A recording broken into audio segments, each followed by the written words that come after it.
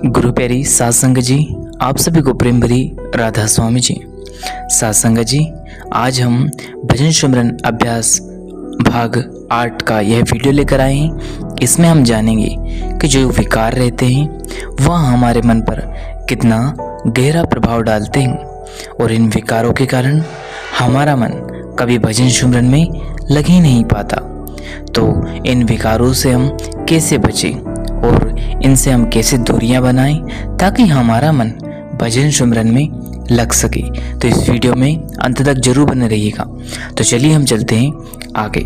सात संगत जी, देखिए 5 विकार रहते हैं: काम, क्रोध, लोभ, मोह, अहंकार। अगर हम देखें तो इन्हीं के कारण हमारा मन हमेशा दुनिया में लगा रहता है, या यूं कह लो भटकता रहता है। लेकिन हमें इन विकारों को कभी भी हमारे मन पर हावी नहीं होने देना है। इसके लिए सबसे उत्तम यदि कोई साधन है तो वह है सिमरन। जितना हमारा मन सिमरन करेगा, इन विकारों का प्रभाव उतना ही कम हमारे मन पर होगा। और यदि इन विकारों का प्रभाव हमारे मन पर कम होगा तो हमारा मन बुद्धि पर इतना प्रभाव नहीं डाल पाएगा।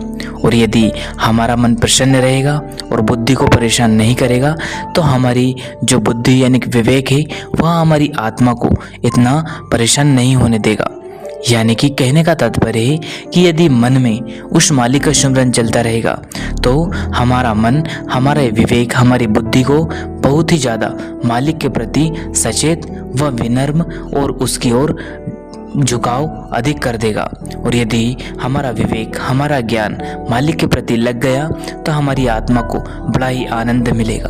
क्योंकि आत्मा सबसे ज़्यादा अगर किसी चीज़ की कमी महसूस करती है तो वह है मालिक के प्रेम की, मालिक के दीदार की, मालिक के दर्शन की और उससे मिलन की।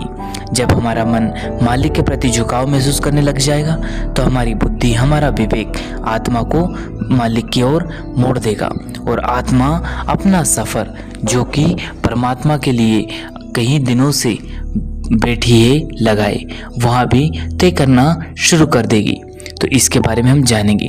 तो देखिए, काम, क्रोध और जो हम कहते हैं टेंशन आदि से ध्यानपूर्वक बचने का हमें प्रयास हमेशा करना चाहिए। इससे भजन सिमरन में बहुत मदद मिलती है। इन विकारों का मन पर बहुत अधिक प्रभाव पड़ता है। हम जानेंगे कि भजन में बैठते ही हमारा मन सबसे पहले इन विकारों की ओर ही जाता है और मन को इनकी ओर से वापस लाना बहुत मुश्किल होता है और समय भी बहुत लगता है। साथ संगत जी, जब ऐसी परिस्थिति पैदा हो जाए उस समय यह बात हमेशा हमें याद रखनी चाहिए कि अगर हम इन विकारों में फंसे रहें या उलझ जाएंगे तो भजन सिमरन पर कितना बुरा प्रभाव पड़ेगा। इस बात को ध्यान में रखकर हमें इन विकारों को छोड़ने की कोशिश करनी चाहिए। वो ध्यान रखें, कोई सा भी विकार एकदम से कभी नहीं छूटेगा। तो हमें हर एक विकार जैसे काम, क्रोध, लोभ, मोह, अहंकार, इन विकारों को एकदम से नहीं छोड़ना।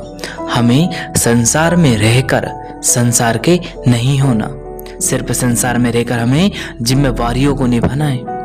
और इन विकारों से बचने के लिए हमें हमेशा उस मालिक के ख्याल में डूबे रहना है। दुनिया के कामकाज करते रहें लेकिन मालिक को कभी न बिसारे।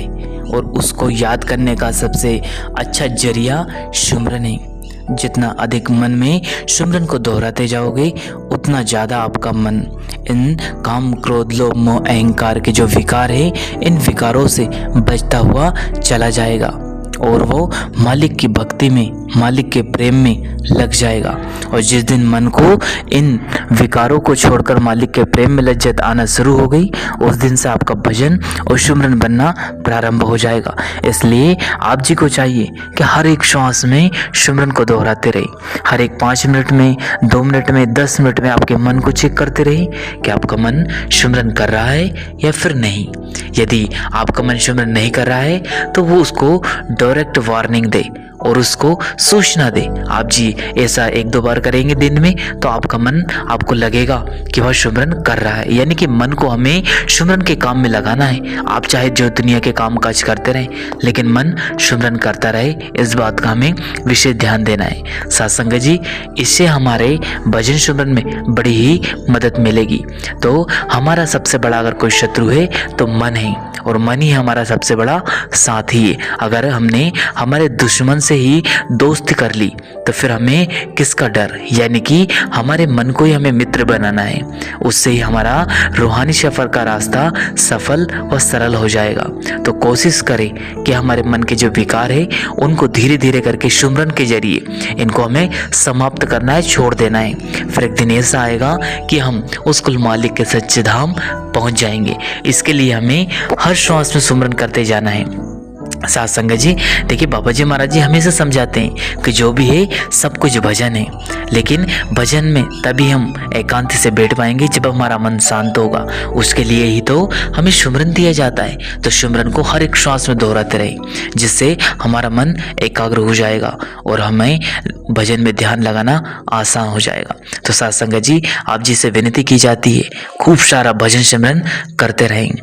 आज नहीं तो कल वो मालिक जरूर अपने पास बुलाएगा और हमारी मन से की हुई प्रार्थना जरूर सफल होगी। आज नहीं तो कल हमारी आवाज़ भी वो मालिक सुनेगा।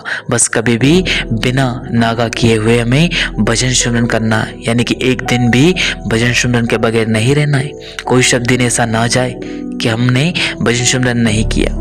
इसके लिए तो हम हर वीडियो जो कि भजन सिमरन अभ्यास हमने 1, 2, 3, 4, 5, 6 ये 7वां पार्ट इसलिए तो बनाया है कि हर श्वास में हम सिमरन को दोहराते रहे। इससे हमें बहुत मदद मिलेगी भजन करने में। तो सत्संग जी, इसी के साथ अपनी वाणी को विराम देते हैं। फिर मिलते हैं किसी और वीडियो में। तब तक आप जी अपना और अपनों का ध्यान रखें। अगर वीडियो पसंद आया हो तो लाइक करें, शेयर करें और चैनल को सब्सक्राइब करके बेल आइकन को प्रेस कर ले, जिससे कि आपको इससे वीडियो मिल सके जी। अंत में आप सभी को प्रेम भरी राधा स्वामी जी। शुक्रिया। टेक